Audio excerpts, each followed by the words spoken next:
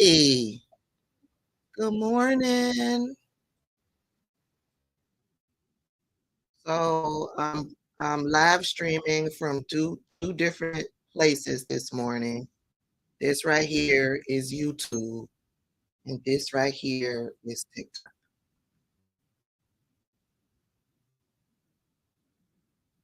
Forgot what I was looking for.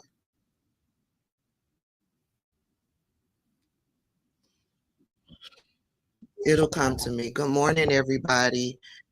Over on YouTube, I see Phyllis and Miss Tracy. A whole bunch of people over here on TikTok. Good morning, good morning, good morning. Hey, Aisha. Tracy is one of my moderators over here on YouTube. And Miss Aisha is one of my moderators over here on TikTok. Y'all say good morning to my moderators. I appreciate them so much. YouTube, I promise I'm going to try to do this more often. The problem is that I moved part of my office downstairs because I get tired of being stuck in the office upstairs. And so I don't have the capability to do the dual thing downstairs.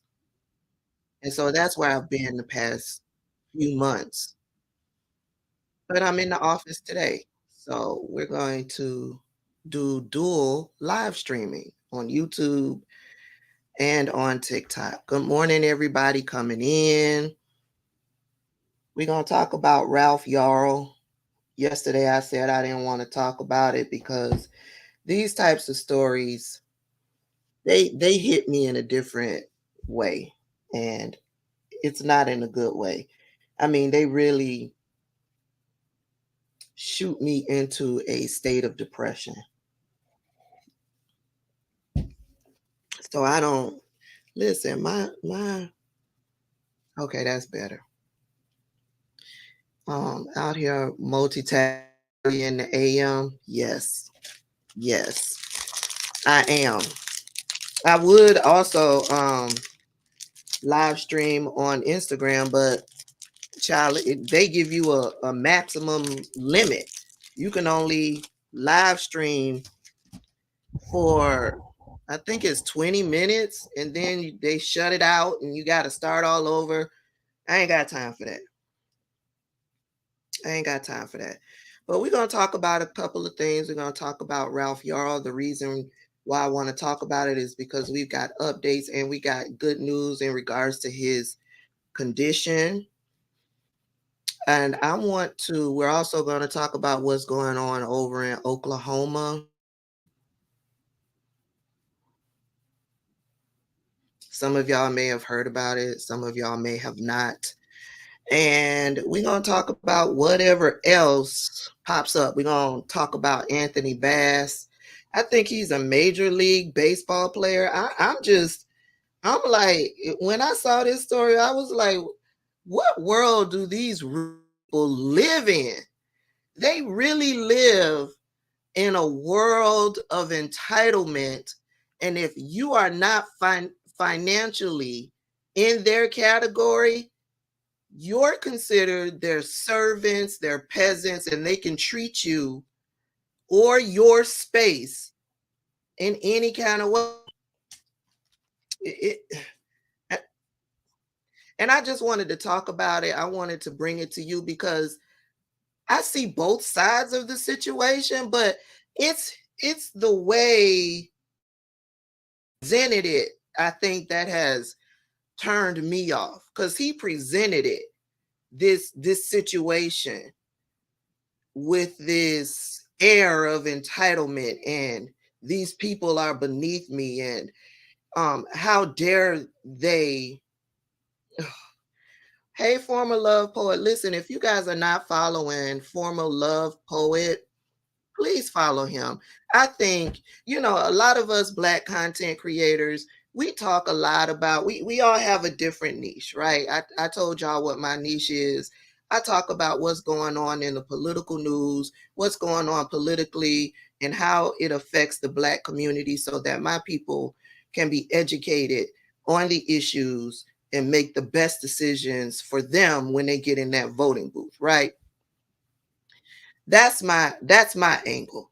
But we all talk about a lot of the same things, but we have different angles. Former love poet, he researches, I don't know the proper term, former love poet, but he researches the ancestry, and he's done it for a lot of content creators on this app.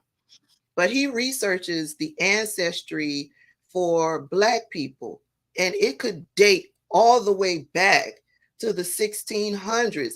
It is it when he does those reveal videos of the ancestors of people that he found, it always I'm always left in tears because it is so special what he does. And in doing, I know he sacrifices a lot of his peace in what he does, because in researching the history and family members and the things that they had to deal with back during Reconstruction and slavery, that could be traumatizing. He sees and reads a lot of horrific stories, and he's in my chat, and I just want to give you your flowers, sir. I will always stomp for you and what it is that you do. I follow you on TikTok, I follow you on Instagram.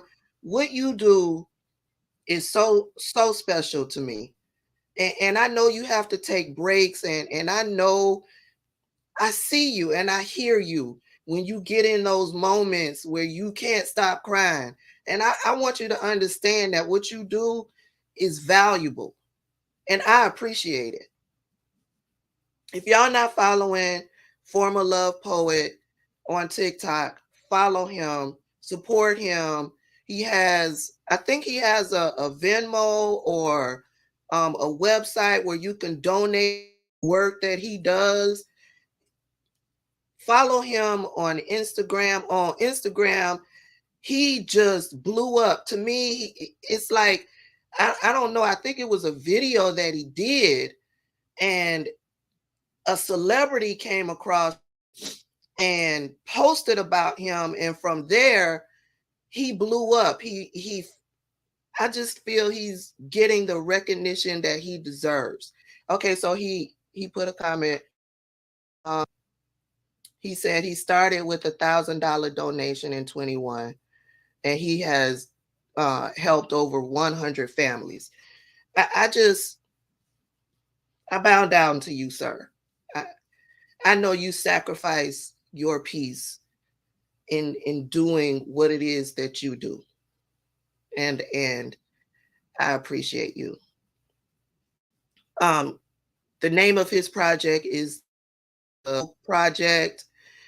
He has a website. He has Cash App. He has Venmo. Um, Support this brother. Very nice. Support this brother on Instagram and on TikTok. Uh, okay, he's down in the Brister English Project. Thank you for the correction. The Brister English Project. I know on Instagram and on TikTok he has the links where you can find him everywhere. So check him out. Check him out. Somebody says I will be willing to pay him for his help. Oh, that's shit talker. Well, I call her Chef. She's also a content creator here on TikTok. So shit talker, you can reach out to former love poet. That's the name of his page. Uh and I'm sure he'll help you dig into your ancestry. The Hummingbird Nation, Tabitha, I freaking love you. Wish we could do, bro. Thank you so much. I just, when I saw him come into the chat, I had to take a moment to give. I just had to shout him out and let him know how much I appreciate him. I know people be down in his comments telling him how much they appreciate him. But I wanted to express that. Okay. Okay, somebody, oh, Shit Talker says she hit a brick wall. I'm sure he can help you out. Reach out to him. I'm sure he can help you out. He is amazing at what he does. He's taken flat because he's called out liars on this app that use black pain and black trauma to try to themselves. And this man is a master at what he does. And he did some digging. I remember that former love poet. And then the white folks got mad and started going after him. I remember that whole situation. I was around. I was watching what was going on. I remember him, the fake man with the trunk, talking about his grandfather. Former love poet got to work and started digging and say, yo, stop using black trauma and black pain for your own selfish and personal reasons. I don't know what it was. He was trying to get clout. Was he trying to get views? And then he got mad. But I think he ended up getting run off of TikTok. Right. You found out he was lying. He didn't think an expert would be on TikTok who knows where to go and knows where to turn over the rocks and could call him out as a liar. All right. Former love poet, I love you. I appreciate you. Thank you for what you do. We're going to talk about Ralph Yarl. And like I said, the only reason why I'm talking about this is because we got good news. We got a good update last night. And I also found out that I hate that people keep calling him a man. He's not a man. He's a kid. He's a teenager. He's a teenager. This young kid is going to make a full recovery. And these stories always end up that way. So that's the update. He's going to make a full recovery. He is now at home. And the guy who shot him, I don't know why they calling him a bigot. He's a full-on racist to me. This is the guy that shot him. Look at those superior genes. This is the guy who shot him.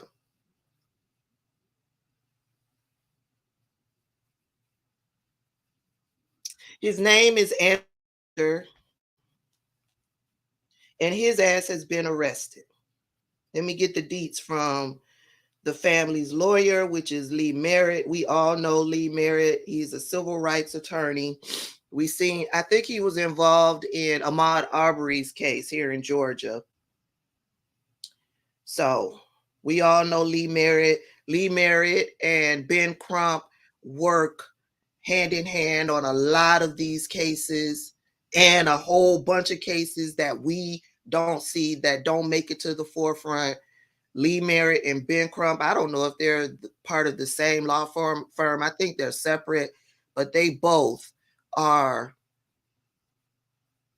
they are the hardest working men in that industry right now when it comes to protecting the rights of Black people. Hey Yanya, how you doing? So first, Lee Merritt put out 2 points of clarification that he wants to put out there. One, the suspect was not detained for 24 hours. He was released in under 2 hours after providing a statement to the police. So he wasn't even held for 24 hours. I think that's a standard when you're doing an investigation or something like that. He wasn't even held for 24 hours. He gave a statement and he was released after 2 hours. The second point he wants to clarify, police took a recorded statement from Ralph from his hospital bed. So I'm guessing people are in the news are getting these 2 points wrong, and he wants to make sure people understand the facts when it comes to 2 points. In the caption, he made this post over on Instagram. In the caption, He says, false reports. I cannot say for certain why the appropriate arrest hadn't been made by law enforcement. I can't say with absolute certainty the excuses being offered are not true. Are not true. Hold on, I got to get rid of a Ku Klux Klan member over here on TikTok. I mean on Instagram. Let me get rid of them. The name of Walt, his name is Walt. He's with the Bristol English Project, and he goes by Former Love Poet on TikTok and on Instagram. That's for Yanya. She wanted clarification. Good morning, Regino.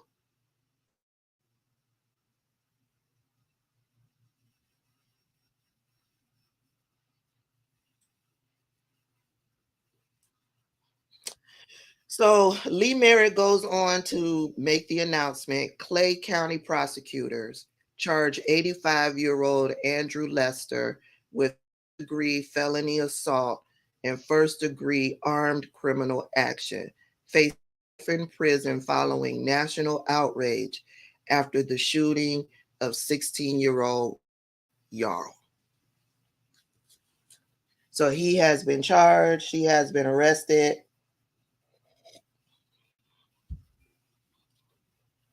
Now, the news is reporting that the sheriff's office admits that there was a racial aspect to this man shooting Ralph.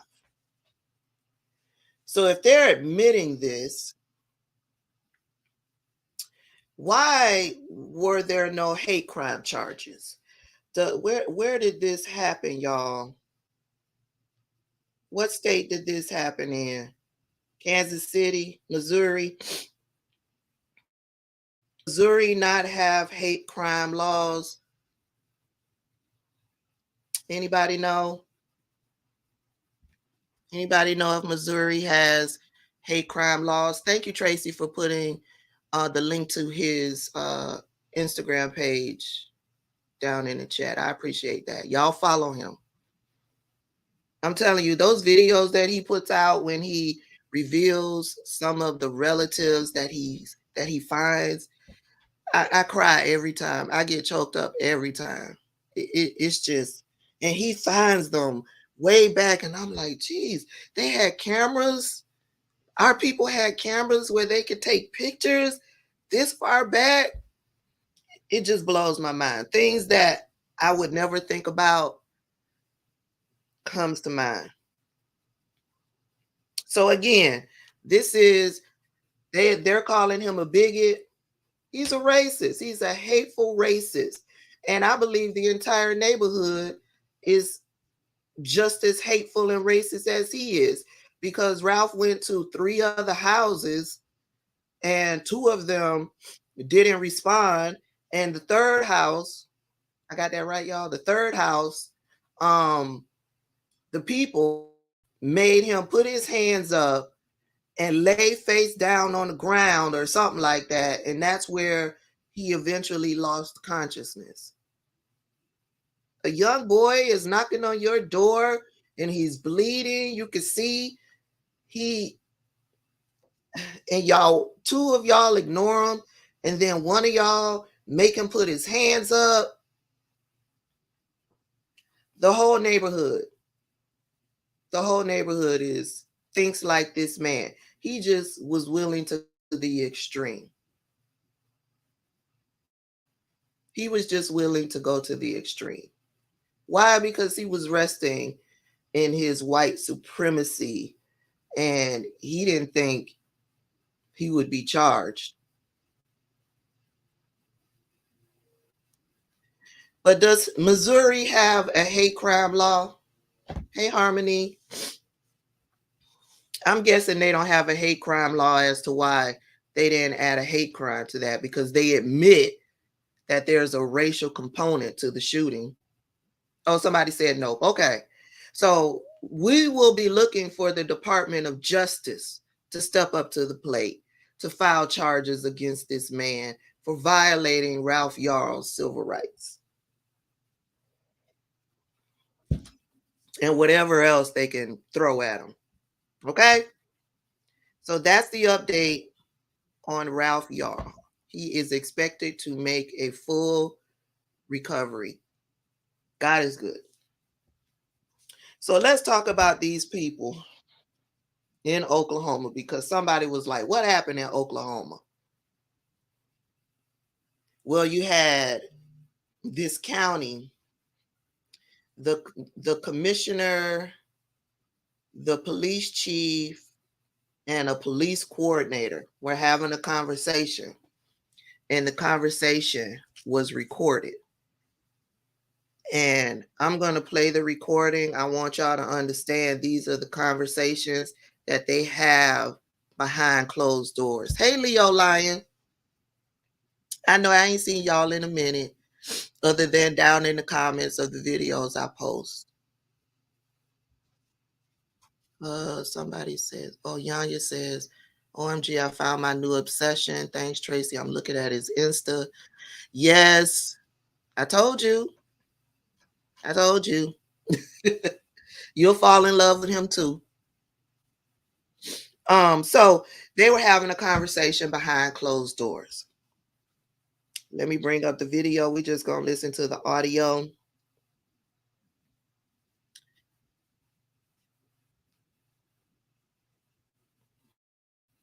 And let me put this on the speaker. Hold on, speaker, because that my cell phone gives it a bit of an echo.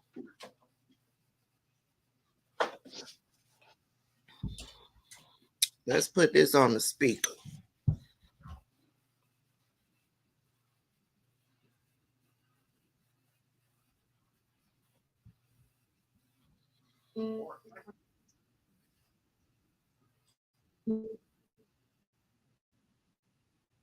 Is it this one? Yep. Okay. So let's start this over. Trigger warning though. They are real comfortable with this conversation.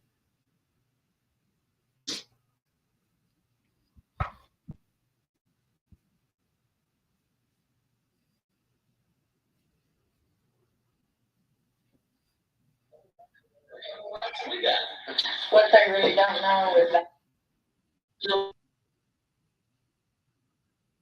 about the day when they thought when Alan Marshall take a damn black that whooped your ass and throw him in the cell, I'd run the fucking chair. Yeah. Well, it's not like that no more. I know. Take a guy from Mud Creek and hang him up with the damn rope. Yeah. But you can't think about it. They got more rights than we got. What they really don't know is White women. That's a white woman joining in on the conversation. That's a white woman joining in on the conversation. So when we tell you that white women are the backbone to racism and white supremacy, she's proven that. And this is why Black women don't trust you white women, because these are conversations that y'all are having behind closed doors. They're insignificant in my life. Yes. They bring those saying that. I told you, yeah. I know where 2 these are there, and they. Okay, that's fair. These are like 3 dozen. Yeah, but the thing is, you know. We actually talked to I'm not 2 or 3 men. Very quiet guys. Yeah. And we're cutting those fucking mercy. Yeah.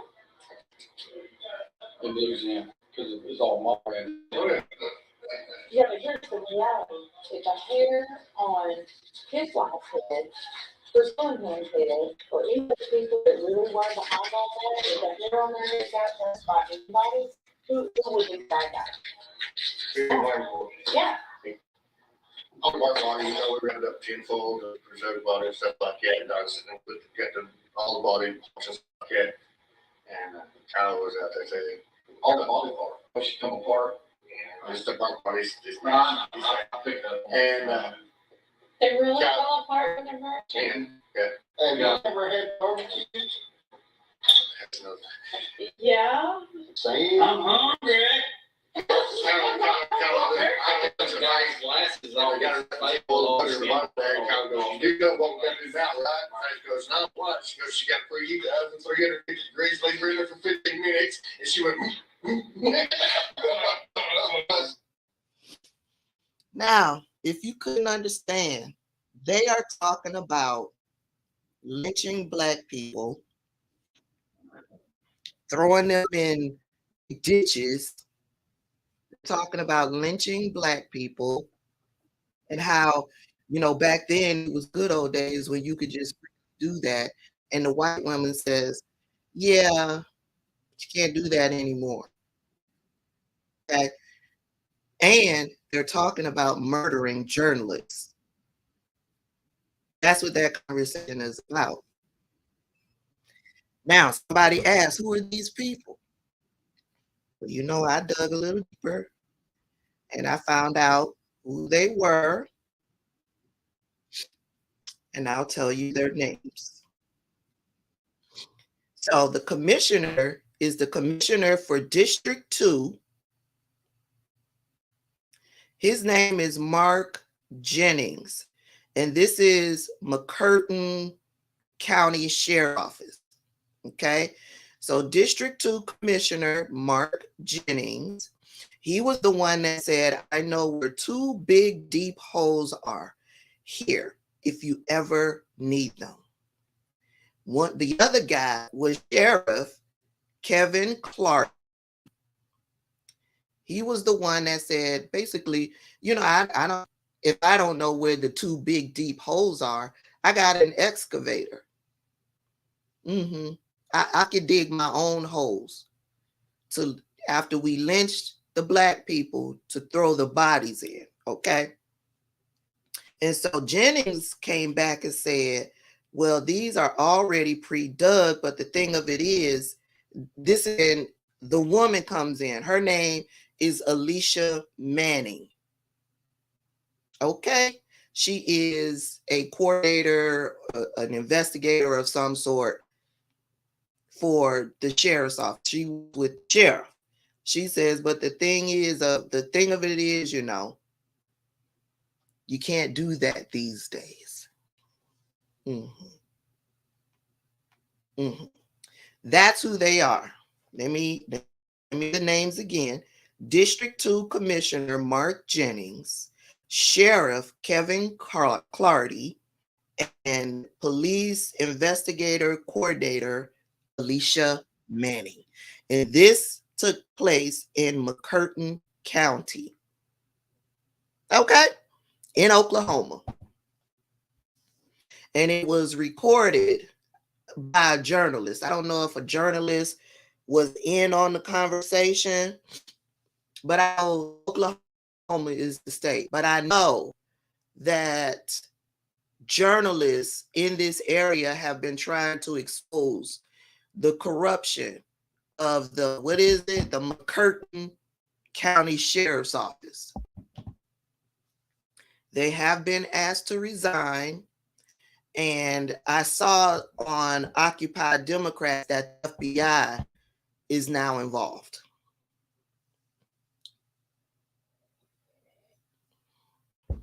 Hey, Nappy Child. Hey, Sam J. Hey, Oscar Slap.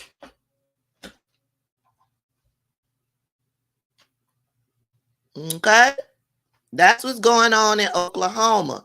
These are the conversations that they are having behind closed doors. So when you hear them with these Freudian slips out in public, and we always say, imagine what they're saying behind closed doors, you don't have to imagine anymore. They still want to lynch Black people. They want to make sure there's big holes around so they can throw the bodies in, and because journalists hold them accountable and want to expose their corruption, they want to murder journalists. Fascism in the United States. That's Oklahoma. I don't hear mainstream news media talking about it, even though this is a viral story. Mainstream news media is not talking about this. Okay? All right. Let's talk about Anthony Bass. All my sports people may know who he is, child. I didn't know who he was until I was scrolling over on Twitter, and I came across, let's see, he's with the Blue Jays. So I guess that's baseball. This is his page right here. Anthony Bass. He's also on Instagram. Anthony Bass. So Mr. Bass, this is the story about, I understand both sides, but his stank entitlement makes me feel a certain kind of way. Okay? So he went over to Twitter and he made this post. This is the post he made. This is a picture of his daughter on a plane, and I guess she's playing with some type of electronic device. Let me fully open it up so you can see the mess right there. That's popcorn that I guess the baby was eating while on the flight. And I guess mom just sat there, let the baby make a mess on the flight. And then when the flight landed and she gathers up her kids and she goes to leave, the flight attendant was like, wait a minute, you need to clean this up. First of all, if it was my child, nobody would have to tell me to clean up the mess. At 4 years old, I would have my child doing this. It's a lesson. You know, clean up after yourself. Don't just mess up people's spaces. Clean up after yourself. It's right. Clean up, right? Clean up. They do that in preschool, right? It's one of the lessons that you teach your toddler to clean. Now, we're not talking about huge messes, but popcorn, yeah. And even if you're not in that stage, but you as the parent would be like, let me clean this up, right? But at the same time, you're on an airplane and you know they have like a cleaning crew that quickly comes through in between flights. They used to. I don't know if they still do because, you know, airplanes, capitalism, millionaires, billionaires. Because whenever I took a flight, the lady would come down the aisle for all of the trash, right? But at some point, there is some type, because of COVID, there is some type of quick cleanup that happens before they reload for the next flight, right? Right? So one side of me is like, oh, you know, with the cleanup crew will quickly get it. But the other side of me is like, this would have been an excellent opportunity for you to teach your 4-year-old to clean up after themselves. And if you're not willing to do that, then clean up after your 4-year-old. That would be me. But no, she went whining to her white husband, her white entitled husband, and he posted that picture with this over on Twitter.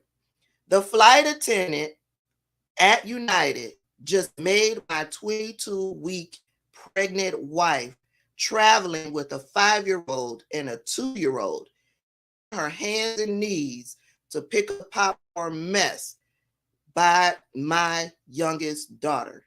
Are you kidding me? So, first of all, I don't believe the attendant made this woman get on her hands and knees to clean up the mess. Did she tell her to clean up the mess? Absolutely. I can believe it. Made her get on her hands and knees? I don't believe that shit. This is what white women do. They take it from 0 to 60. They embellish it. That's what they do to get more of an outcry for whatever reason. It's some sick, twisted need of white women. So they embellish it. And this is why we don't like white women talking about a lot of the issues that happens in the Black community. They embellish it. They add on to the story. Y'all remember when I'm trying to think, there's been so many. Was it the Will Smith, Chris Rock slap? I think it was the Will Smith, Chris Rock slap, where people were asking white people, don't talk about the situation. You don't understand the nuances and the history of Black hair in the Black community. Don't talk about it. We got covered. You know, there were plenty of Black people outraged by what Will Smith did. There was plenty of Black people that understood the situation, but white people, you don't understand the experience of Black women and their hair in these United States. White people, you don't understand the battles that Black people have to deal with when it comes to their hair and the nuances and this thing between Chris Rock and Will Smith, and the fact that Will Smith basically had already gave Chris Rock a award. You don't understand any of that. Don't speak on it. And a white woman that I followed, she did a video. She did it. I don't understand why Black people are telling us that we don't have the right to talk about it.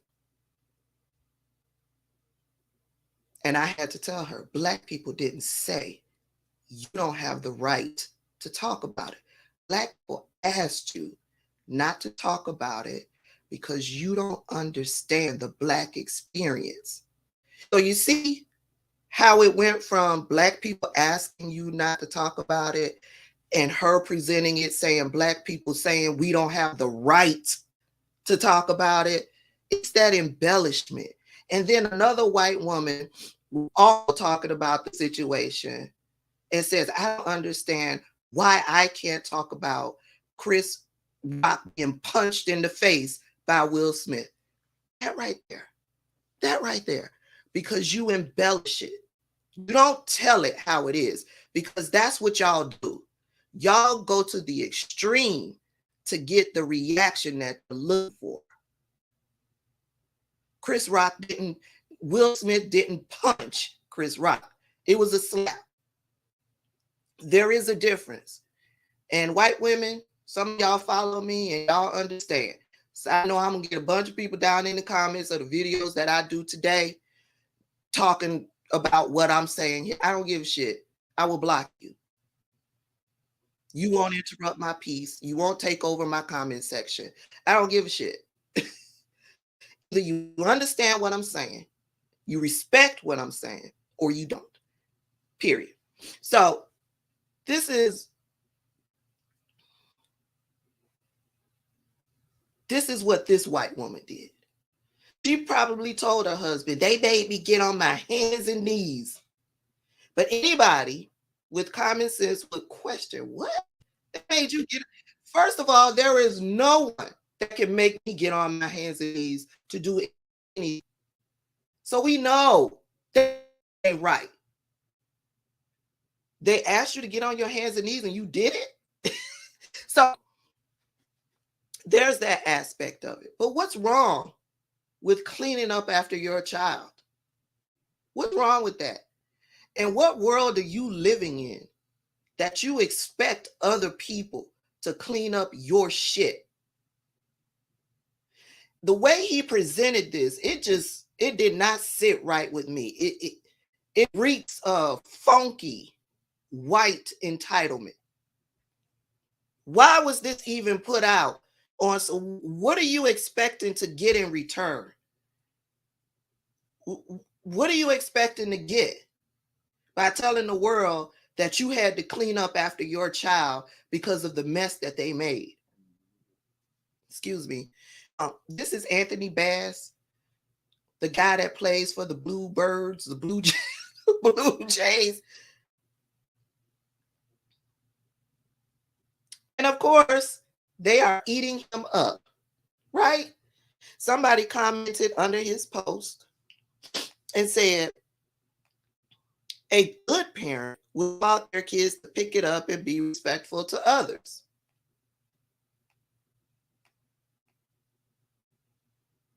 Exactly. Those people, their priority is not to clean up after you.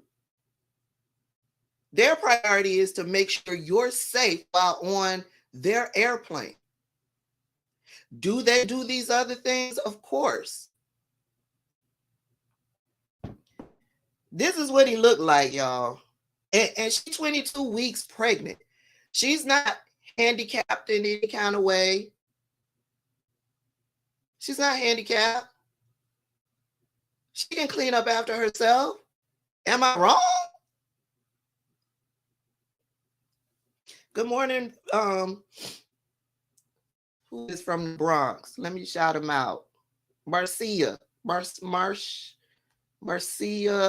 Audio. No.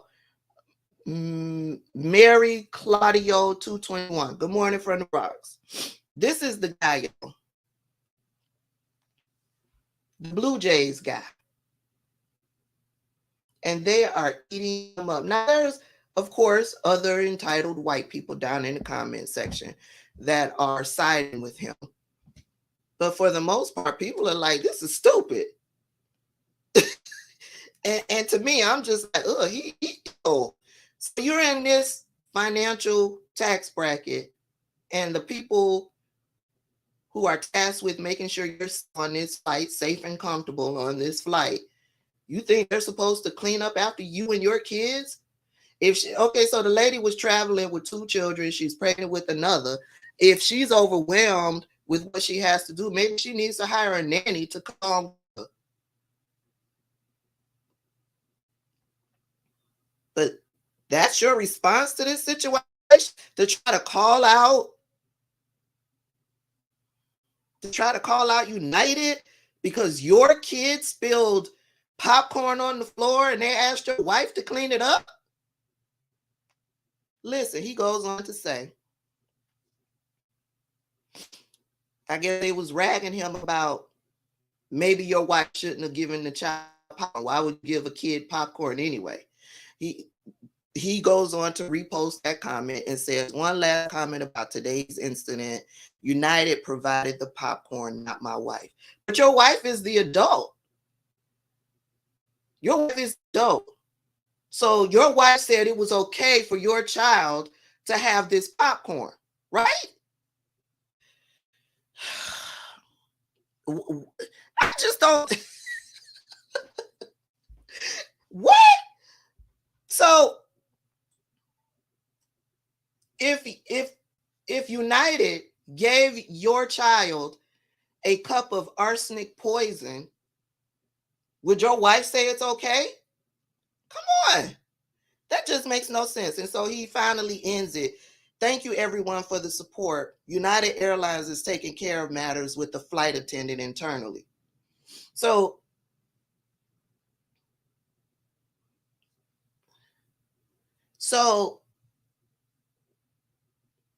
you're thinking, this is my opinion, you're thinking that what you did was okay, and yeah, United's handling this because this person could possibly be getting written up, suspended, or even lose their job altogether because your wife didn't want to pick up after her children.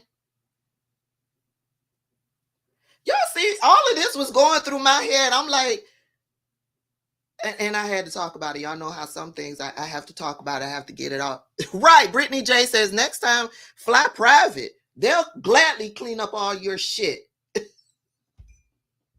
What flight forces popcorn? No flight forces popcorn. You're the parent. First of all, a 4-year-old and popcorn, I don't know about that. I don't know about that. That's weird. That's weird. So thank you everyone for the support. United's handling this internally as if you're ecstatic that they're going to do something to the attendant because your wife let your child make a mess on a flight and she had to be asked to clean it up. Child. Now, originally to one of these comments, he said, I see he deleted the comment, but you know, I got to it before the deletion. Hold on. Let me find it.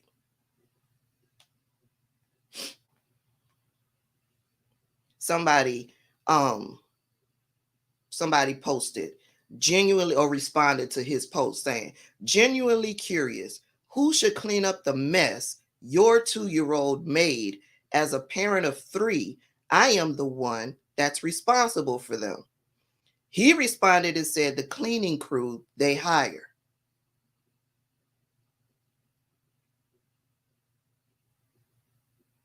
I don't like this man. I don't like this man. Brittany says they are just classless, entitled, clear people, just tacky, and he should be ashamed. Dark Mankind says they were talking like they were at the Olive Garden, yet they called violent. Beanster says, but a black or brown parent or child would have been expected to clean up after themselves. Can't argue with that. Flight attendant is not the cleaning crew. Exactly. The flight attendant is not the cleaning crew. And I don't know. I know there was a point after every flight, there was a whole crew that would go in and clean up and da-da. But the way that things are set up now, it's all about money. And they don't want to have too much downtime before the next flight takes off, which is when I started noticing, because there was, as much as I hate to fly, there was a time where I flew regularly. The flight attendant, I started to notice that they would come down the aisle with the bag. They would serve snacks, drinks, whatever.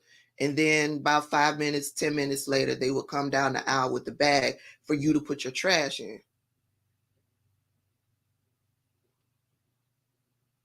Somebody says not anymore. It's not that way anymore because the turnaround is too quick. Now, once the flights are done for the day, I would expect that a full cleaning crew is going through to clean the plane. A pregnant woman asked to get on her hands and knees to clean up popcorn.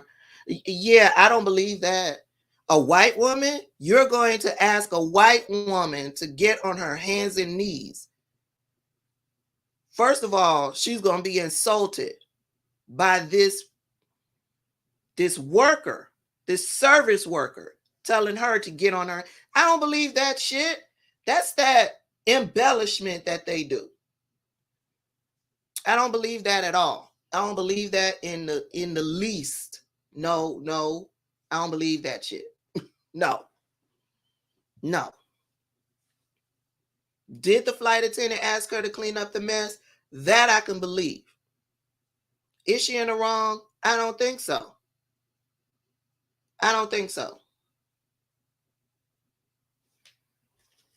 And on that note, y'all, that's all I got. Thank y'all for hanging out with me. Thank you for the gifts over here on TikTok. Thank you for the gifts, the hearts. I appreciate it. Over here on YouTube, thank you, peeps. I appreciate you for hanging out with me. Somebody, oh, I read that. Tracy says they come around and pick up trash while I let your kid make such. Yeah.